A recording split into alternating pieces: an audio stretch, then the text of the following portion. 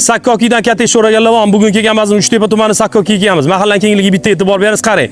Katta ko'chadan qarang. 50 metr olam masofa, chapga chiqsangiz O'rizor, bu yoq Jurjoniy, Uchtepa hokimiyatiga chiqib ketish imkoniyatingiz bor.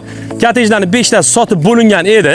Bittasini olgan sotishga qaror qilib olibdilar. Endi bitta narsani taklifman, qarang.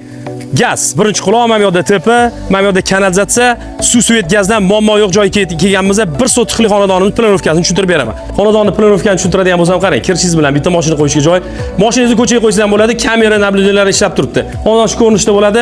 Kirib borarkansiz chap tarafda bitta oshxona, bitta holga ko'zingiz tushadi, yonida sanuzil, yana kattagina zal.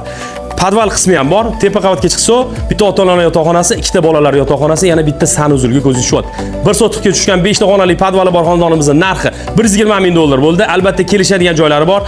Mebel texnikalarini egalari bilan kelishga holatda qoladi yoki olib chiqib ketish imkoniyatiga ega bo'lasiz. Sakkokidan shunaqa chiroyli, kompaktli kottej so'raganlarga tashlab qo'yasiz. Xat hujjatlardan muammo yo'q. Bir kundan tarz qilish imkoniyati bor. Raqamlikisini qoldiraman, qo'ng'iroq qilib batafsil ma'lumot, barakasini qilsanglar bo'ladi. Sog' bo'linglar, salomat bo'linglar.